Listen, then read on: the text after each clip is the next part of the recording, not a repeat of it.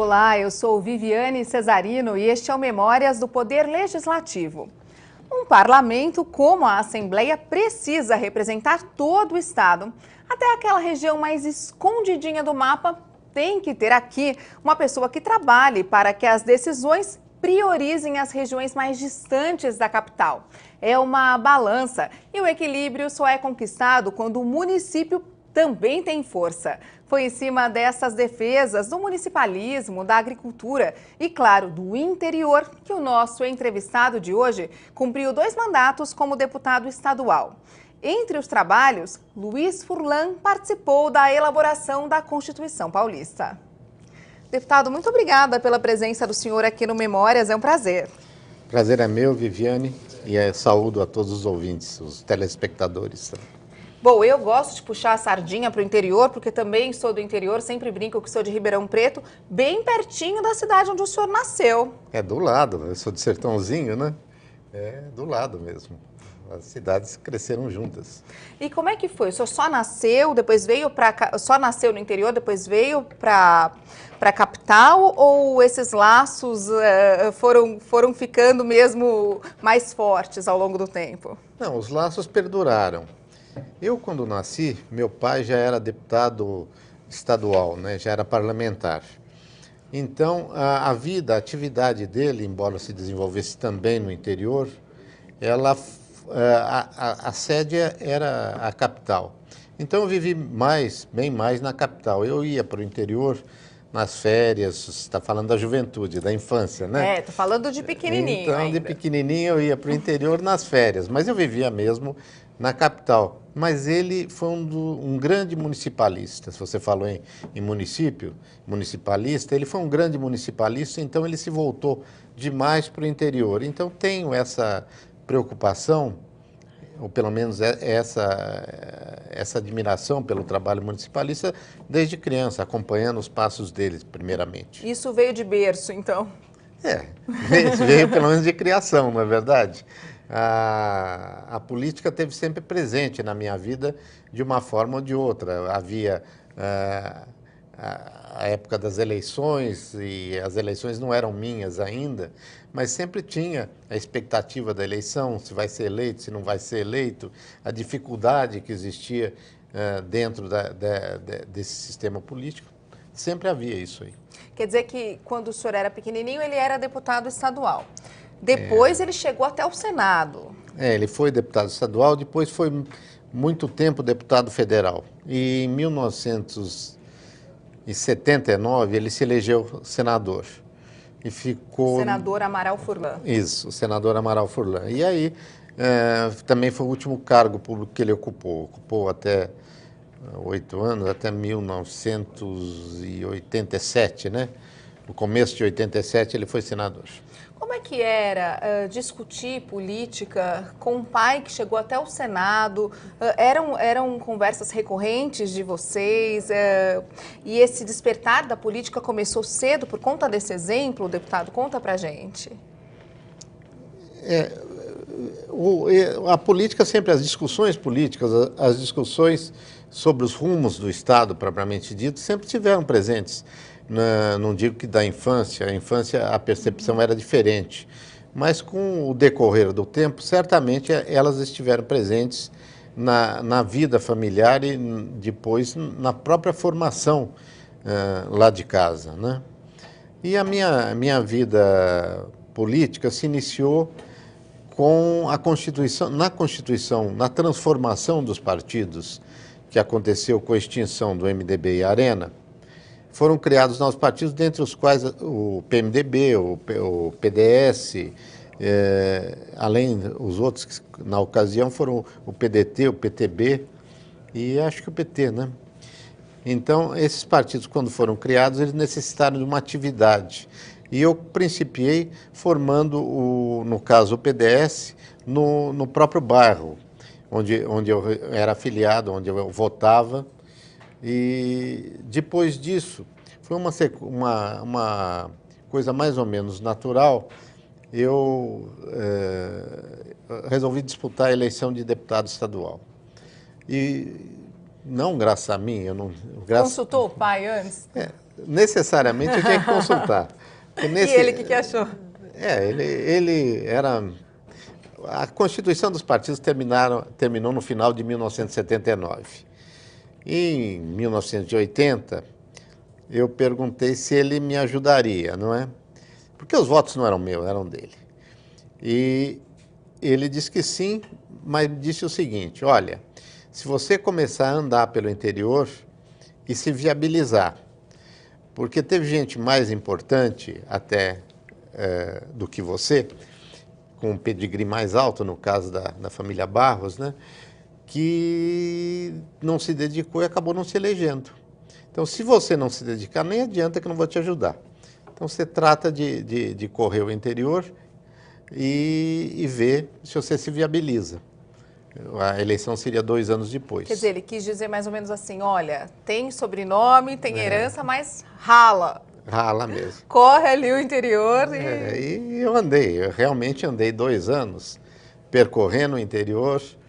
E no começo é completamente desacreditado, porque você chegava, a indicação era dele, você visitava as lideranças políticas do interior e às vezes você falava, o senhor me ajuda? Depois eu compreendi mais tarde, essas pessoas já tinham alguns compromissos, então viravam para você, eu nem sei se você vai ser candidato, como é que você posso me comprometer agora? Eu tenho compromisso com esse, e aí eu pedi, bom, considera alguma coisa, algum apoio, sem desmerecer o apoio que o senhor está dando.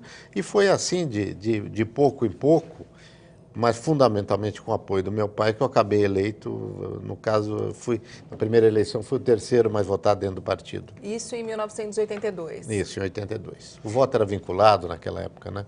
Ou seja, você votava nos candidatos de um partido só, desde governador de estado até vereador. Então, pelo PDS, o senhor foi eleito? Fui eleito pelo PDS. Agora, como é que foi chegar aqui depois dessa caminhada toda pelo interior? Porque uma coisa é nascer numa cidade, São Paulo é um estado gigante, regiões com realidades diferentes. A gente tem dentro de um mesmo estado. E o senhor percorreu todas elas? Por exemplo, a região do Sertãozinho tem essa questão do setor sucrocoleiro, a questão sempre dessa crise do álcool, que nunca é passageira, e as outras imagino que tenham outras realidades. Tem, cada uma tem uma realidade e, na verdade, a minha disputa começou com a herança dos votos do meu pai. E o que aconteceu com os votos dele? Ele iniciou concentrado em Sertãozinho, Ribeirão Preto, a votação dele. Mas ao longo da vida pública dele, essa votação foi se espraiando por todo o estado, pulverizando. Deu-se ao contrário do que se pretende agora, que é o voto distrital. Mas, enfim, então, pegando a situação dessa forma, eu acabei percorrendo o estado inteiro à procura de votos. E eu comecei como um deputado representativo de todo o estado. É lógico que tinha votações mais fortes em determinadas cidades ou até determinadas regiões. Mas eu comecei com o que hoje não se recomenda, que é um deputado com voto em todo o estado e não um esforço concentrado. Não se recomenda por conta da questão da representatividade, que de repente pode diminuir, mas pela questão da realidade é importante. Não, é importante. E eu procurei, Viviane, ao longo da vida, atender todas as regiões da melhor forma possível, não é? Eu digo que não se recomenda porque hoje, refletindo, eu acredito que seja melhor para o eleitor o contato direto com o representante daquela região, uma região determinada e menor até, né?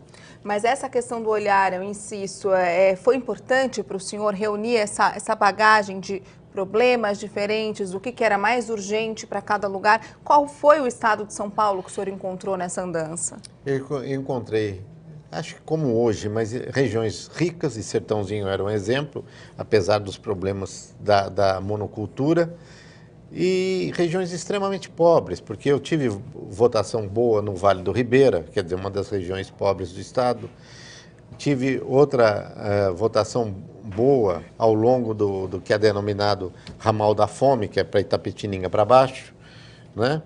ramal da fome em função da região ser mais pobre, não é que haja fome, enfim, mas é uma região mais pobre do que outras que existem no estado.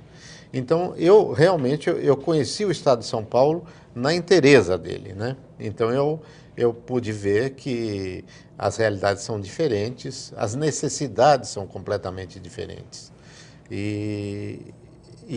Inclusive a população no estado, apesar de ser o estado mais ou menos uniforme, é uma população diferenciada de cidade para cidade, desde o sotaque até a necessidade mesmo. Bom, aí o mandato começou em 1983 e teve mais um conselho do pai.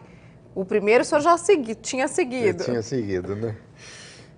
Agora aqui é outra coisa. Não, aqui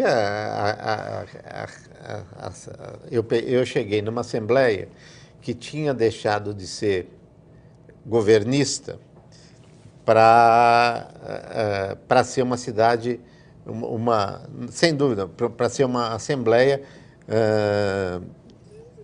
governada em um estado governado pelo PMDB. Eu deixei de ser, quando eu entrei na assembleia, a Arena, o PDS, tinha deixado de ser governo para ser oposição. Então era um aprendizado do partido deixar de ser governo para aprender a ser oposição. E foi governo por muito tempo. Por muito tempo, e estava com a boca torta nesse sentido, para ser oposição. E o PMDB, por outro lado, era um partido que sempre fora oposição e que estava aprendendo a ser governo e que tinha que qualificar quadros até para ser governo, porque é diferente você ser governo de ser oposição. Então, todo mundo meio que estava aprendendo junto, tanto oposição quanto situação. Até o jogo político aqui dentro da Assembleia começou de uma forma interessante e muito disputada. Por quê? O PMDB, na época, haviam 84 deputados, sendo 42 deles do PMDB e 42 de partidos que, em tese, seriam oposição ao PMDB. Mas, também, em tese, isso daria um empate na votação para a presidência da casa, para diversos assuntos importantes. E aí? E aí, que já começou com o PDS, que eu já disse, já era governo e tinha, acho que, 22 deputados, depois o PT tinha mais outros tantos, o PTB outros e o PDT outros. Outros tantos que formavam os mesmos 42. Então surgiu, a primeira situação que surgiu foi, na época, o presidente era o Mantelli Neto do PDS. E o governador? E o governador, o Montoro. E aí, na eleição da presidência da casa, o PDS até foi convidado a participar da mesa diretora.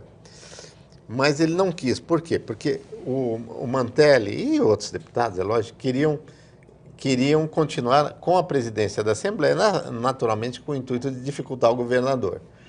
E foi uma